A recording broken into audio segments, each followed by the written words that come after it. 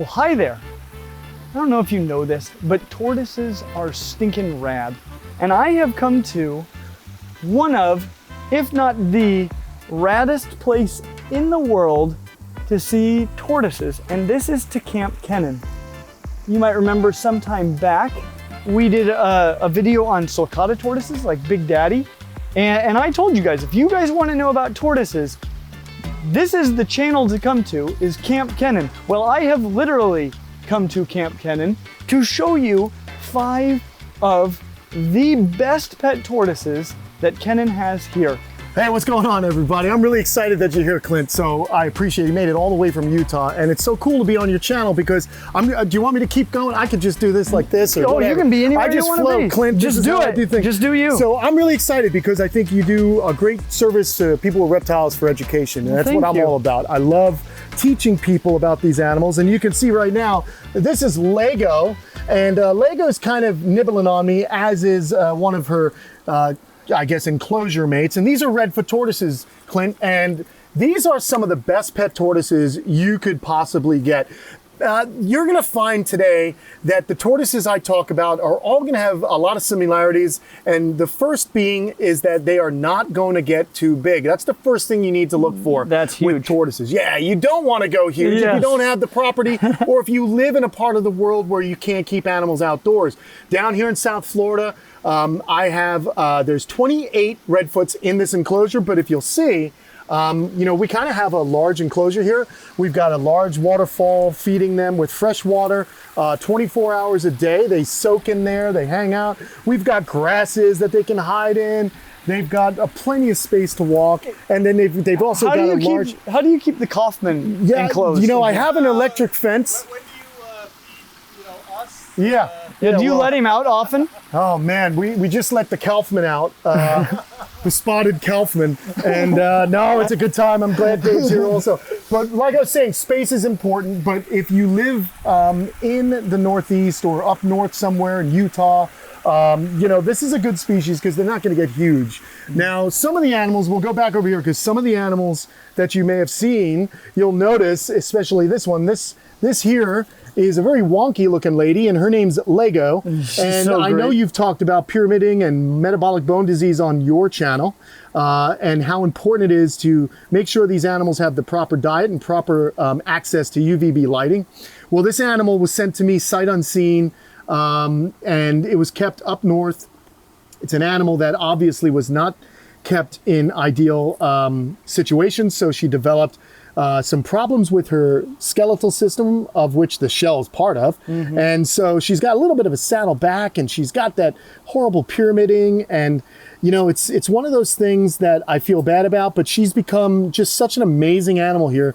Luckily, she's got good mobility, she can walk around, and she fits right in with everyone else. And the kids love her here, my children love her, but she's become a kind of a famous little tortoise, and she helps others learn about how to properly care for the animals here. There's something else, you know, we talk about pyramiding, and you could see, again, and it's not even that common with the Redfoots, which is one of the things I think is great about Redfoots, is they're less prone to it. They're less prone because these guys can take a little bit more protein in their diet. So when you screw up a Redfoot shell, it's from years of abuse at an early age. Now, you'll see some pyramiding on this tortoise, but it's what I consider within the, you know, healthy parameters.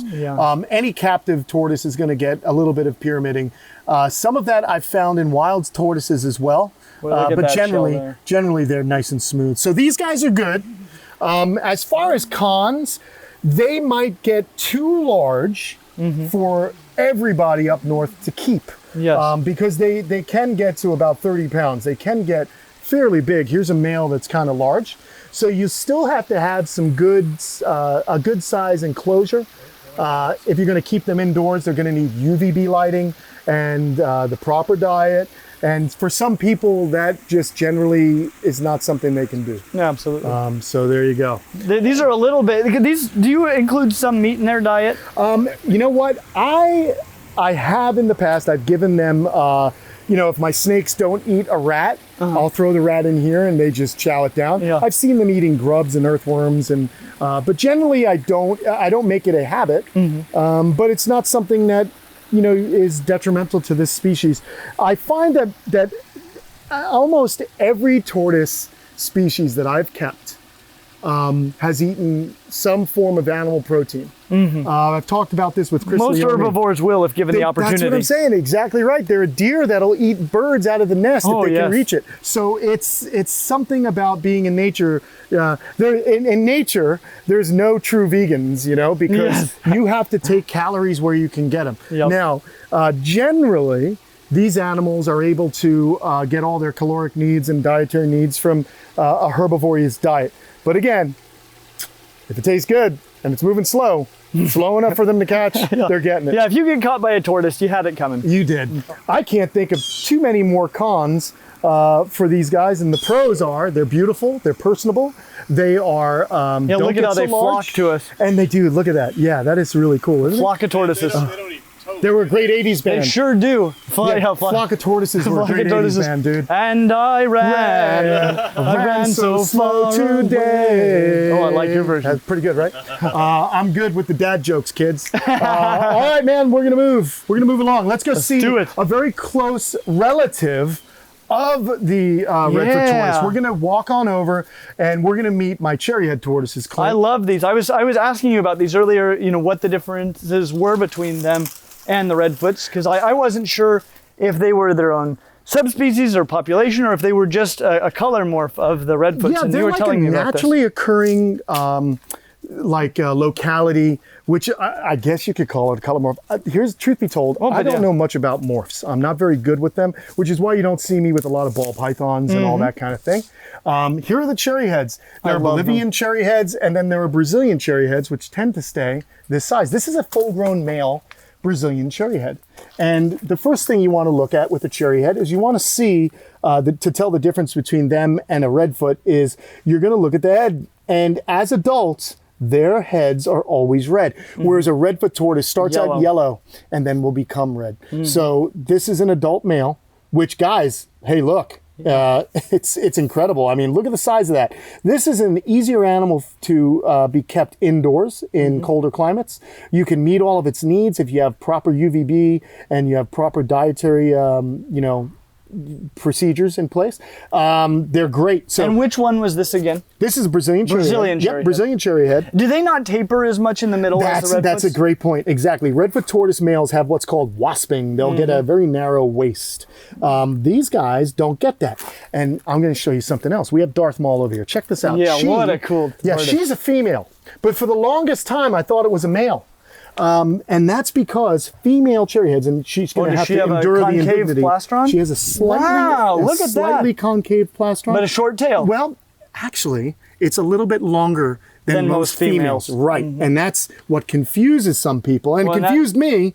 And I didn't know this until I did some reading, and I didn't know it was a female until she was laying eggs in front of me. That is such a great name for her, to look at that face. Isn't she beautiful?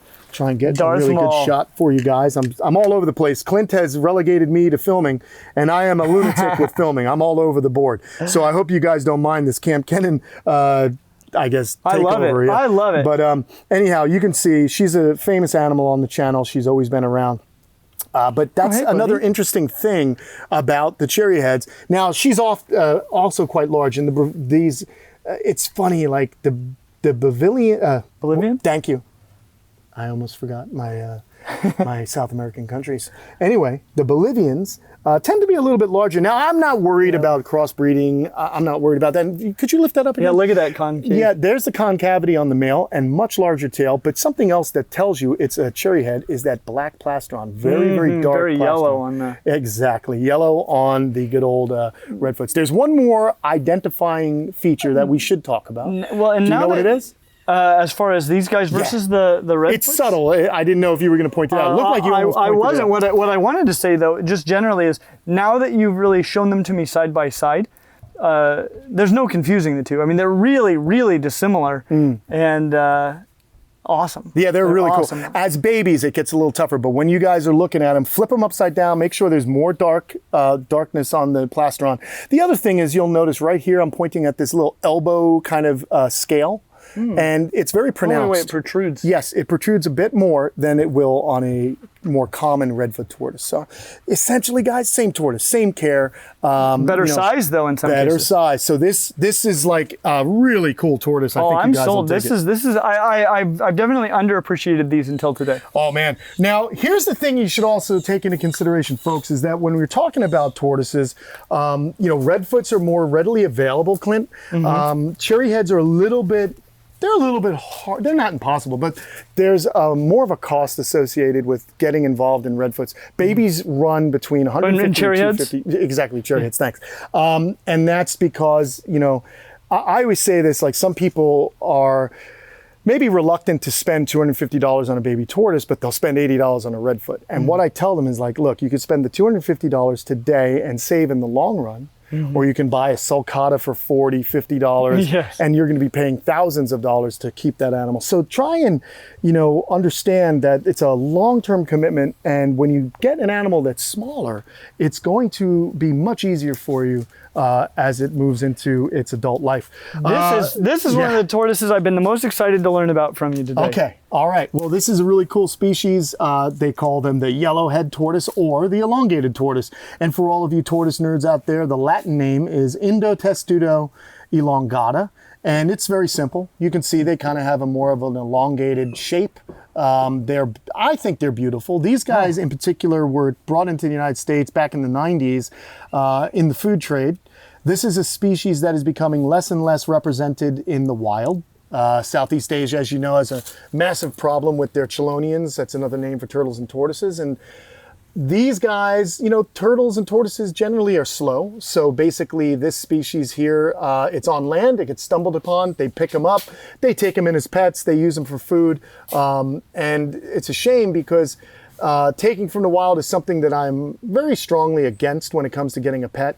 Now in the United States, we have so many of these species represented. You can buy captive raised babies without having to take from the wild. And I think that's something I like to call, and to borrow a term from my friend Tom Crutchfield, it's conservation through commercialization. And as long as we're doing it ethically, I think that it's good to have a pet tortoise. Now, what's so good about this as a pet tortoise? And that's, of course, the size. There's an adult. Can you flip it? I think it's a male. This is a male. It is a male. Yep. So you see that long tail. And it's got a little keratinous horn at the end of that tail. Isn't that interesting? Would you look at that? Yeah, so that's something unique get that too. Nice and You'll close. see those also on Herman's tortoises. It's very interesting. What is that for? I don't know. I would think when they're breeding, it helps to clamp on so that they can properly fertilize the eggs of the female, so that they'll put the tail underneath the female, the musculature will place that up against her plastron, and without getting too into the birds and the bees for tortoises here, I don't know, it's a family channel, I don't know what we're ready to discuss where your children are ready to talk about the birds and the bees, but anyway, it just helps anchor the tail in place so that he can fertilize the eggs. That's what I believe it's for. Anyhow, this is a great species. They eat a wide variety of fruits and vegetables. They're not a specialist eater, being that they live in forests. They can eat fruits, leaves, some protein matter. That's worms. really beneficial as a pet turtle. Right. And you'll notice there aren't very many in here that have any kind of pyramiding. And let's go look. I can show you. There's 26 of them in here. One thing I notice about them is they feel lighter than the yellow than the Redfoots. And the Redfoots, they feel lighter. Well, let me feel this guy. Let me just make sure this guy's okay, because oh no, that's a nice weight. One of the ways to tell your tortoise is healthy is they should feel heavier than they look. That's just something that you always want to do. So if you got like a little brick, then you're doing good. Yes. You don't want them to be where they're overweight and they can't pull their heads or legs in, but a good, nice, sturdy. That's a good indicator. Animal. Some people sometimes ask me how to tell if your tortoise is overweight. The head won't go in the shell. Head won't go in, or the front end will go in and the back end comes out, or the back end goes in, the front end comes out. But here they love. We've had a lot of rain, but they love to soak in water and mud.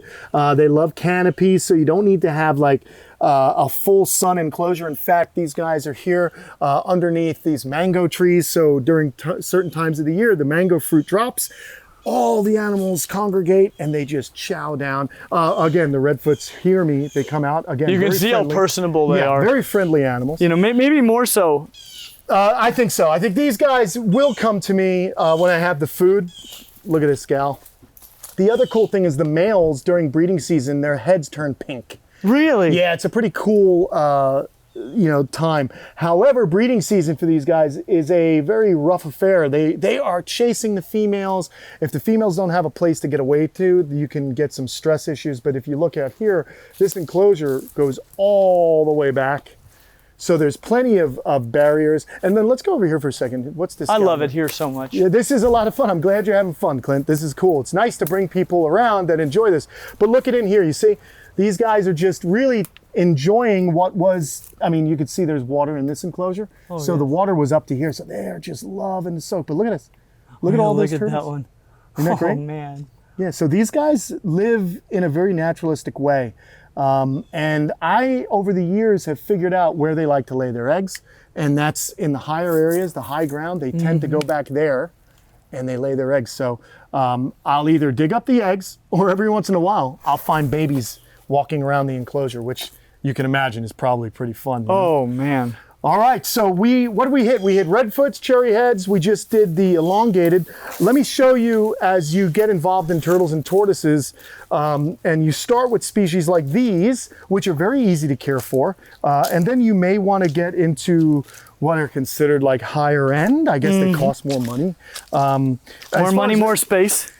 Probably more space, but just to finish up on the elongata, these guys you can purchase for about $150 to $250 as well. They stay small. They eat a wide range of foods. As far as cons, I really don't have very many cons other than human cons, where if you're not ready to care for an animal that's going to live, 80 years, 100 years, then you probably shouldn't get a tortoise. And you got to make sure you meet all those requirements. Sorry, buddy, go for it. No, you're absolutely right. And, I got to tell you, I'm super impressed with those. Of tortoises that get large enough that they might not make ideal indoor pets. That's one of the most reasonable ones I've ever encountered. I really like them. Yeah, they're cool. They're definitely a cool tortoise. What do you think these are here, bud? These guys, these are leopard tortoises. No, actually, radiated? These are radiata, yeah. Oh, wow. And they are some of the most sought after, beautiful species of tortoise you can find. Yeah, I didn't see their legs before. Right, Because leopard tortoises almost look like sulcatas. They're similar, yep. In those legs and the shell shape. But this is nothing like that. Definitely the radiated tortoise. I have 8 of them here. Beautiful species, but they get a little bit bigger. Now we're getting into tortoises that get a little bit bigger. These are an endangered species, so in order to buy them legally, you can only buy them in the state they were produced. For example, if you do not have a federal wildlife permit, then you cannot cross state lines with these animals for sale. So here in Florida, I can sell them to someone with a valid Florida driver's license. I cannot sell out of state because I do not possess a captive bred wildlife permit. Gotcha. For the federal Fish and Wildlife. So I'm not really worried about selling these babies. I like raising them up. I enjoy this species. Very hardy, but when you talk about getting a baby, you're looking at almost $2,000 for a baby tortoise. That being said, they're gorgeous. They are a grassland species, which is why I've got no grass left. I recently put in a You've just got land. I've just got land, yeah. So I feed them, I kind of supplement their feeding with different tortoise chows. I work with Fluker. They have some good product that I use. And then of course, produce and things like that. But you could see they have the entire front yard. Show them this pond. Oh, I will, yeah, I'll show them. So here, look at this, and they're friendly. They're beautiful. Little curly-tailed lizards running by. Oh man, it's so cool, right? It's so much fun. I'm originally from New York, so being in Florida is not lost on me. I realize that it's just a place where you can see so many different animals. But they're just like, these are look at those. Almost the stereo or prototypical tortoise, the high domed shell, slow nature, just a beautiful, beautiful animal. So really cool that you're getting this really cool interaction, man. You have a really good way with the animals. I've been watching you, and you're very gentle and calm, and the animals seem to respond to you, Clint. That's really cool, dude. I don't know. I just kind of feel their essence somehow, and it's just fun to like. This is my favorite sort of experience to have with an animal. It's the kind you can't have very many places, and that's why I'm so grateful to be here. Right on, dude. And again, like, you know, this is the hottest part of the day, so you can see them kind of hanging out in the shade. They're able to do their whole range of behaviors, which is super important for any animal. And it's also important that we give them a large enclosure so that they have the enrichment they need. Even reptiles need to have enrichment and a way of behaving naturally. And then this pond provides them with water. I love this. They don't ever fall in here. And even if they did, they're able to climb out. But what they do is they come over to these shallow areas and they drink from the shallow areas. So they've always got fresh water that's been filtered and is being circulated. And that's one of the things you have to keep in consideration with turtles and tortoises. They need clean water, whether it's to swim in or to drink. I asked you about this a little bit earlier, but it's something I've thought a lot about. Our first tortoise video, possibly that we ever made, was about how to differentiate turtles and tortoises. And a lot of people think if it can swim, it's a turtle. If it can't, it's a tortoise. And shockingly, tortoises can swim. There are some tortoises that can do it. Yeah, I've seen sulcatas out swimming around in a pond before. Well, you know, they're not the best swimmers, but they do keep a lot of air. Their lungs are on their back. There's an air pocket in there, so they can, sometimes they're buoyant. And that comes in handy when we talk about our next species. Let's go over to them. Let's do it. I want to show you guys probably the pinnacle of turtle keeping. They don't make good pets because most people cannot keep these animals in the proper way. And if you can, you got to ensure that your children and your children's children will as well. And I'm talking about the giant tortoises. So there's my Aldabra, that's Nostradamus, and right here is one of my Galops, and that is Socrates. And these are very large tortoises, as you can imagine. So it's so difficult to keep them if you don't live someplace where you can keep them outdoors. They've got a large shed that they go in when it's bad weather or it's cool down here. They are just, as far as being a animal that I was a kid growing up wishing I could have, this is like a bucket list. This group of animals is a bucket list for me, for sure. It's not unattainable, but in order to do it properly, you really want to make sure you have the space, because keeping an animal like this indoors is just not fair. This is Darwin. It's a full-grown female Galapagos tortoise. I originally got her in 2013, and I flew to Marin County, California, where she was being kept by a dentist. He passed away, and his wife wanted her to go someplace and retire in the sun. And so I flew her all the way from San Francisco, California, to West Palm Beach, Florida. And she is just gorgeous, girl. But the one thing I noticed about her when I got her, she grew up on a very flat slate enclosure. And Galapagos tortoises need topography. These are animals that wander the Galapagos Islands. They travel far. And if you don't give them elevation or things to climb on, they'll get splayed out feet, and their feet and posture will be inhibited. So what I did was I made their water bowl kind of like they have to climb up and into it, and then there's a lot of tree stumps that they climb up and over, and that enables them to get the exercise they need so they can get, you know, just the best development for their rear legs. So, you know, that's one of those factors that you got to keep into consideration when getting some of these animals. You have to make sure that their physiology, their physiological needs are being met. So that's all about husbandry. And what you're doing here, watching Clint's video, it's all about education. So, can I share something that I learned from you earlier today? Sure, man, do it. I appreciate these tortoises so much, and they're both absolutely enormous. When you go to a zoo and you see a true giant tortoise, it's one of these two. It's either a Galapagos or it's an Aldabra. I can kind of tell them apart somehow when they're side by side, but I had never been able to put my finger on exactly what it is that's different about them. And Kenan taught me about some really key differences to look for. One thing I had noticed to a degree is that the Galapagos tortoises have a more compact, short sort of a face than the Aldabras. But the really cool thing that Kenan pointed out is the Galapagos tortoises, like these two, their noses kind of point upwards in a very typical tortoise sort of a way. You know, the nostrils are pointed up. The Aldabra, though, on the islands where they live, they're drinking water out of pools that are down in little nooks. And so they actually siphon water up through their nose, and their nose is long and it points down, and that allows them to drink in that way. And that was one of the big differences. And then the other thing to look for, if this bodacious nose wasn't enough for you, is this little scoot here. It's called a nuchal scoot. That's correct. And the Aldabras have one right there between these two scoots at the front. And the Galapagos tortoises, they do not. And so just with those two things, it becomes really, really easy to differentiate these two incredible tortoises. I honestly, I mean, the Galapagos tortoises are obviously legendary, and they're the largest in the world. The Aldabra, though, you said this tortoise is very special to you. It is. Raised him up from... It's an animal I've had since August of 2016. It was a very small hatchling, and just the way the shells developed, the personalities developed. His personality is amazing. Yeah, He's it's a good animal. so personable. I adore this tortoise. I got to tell you, I mean, just now when I was over here petting him, like... And I have my own tortoises, and I love them. This is maybe the best experience I've ever had with a tortoise.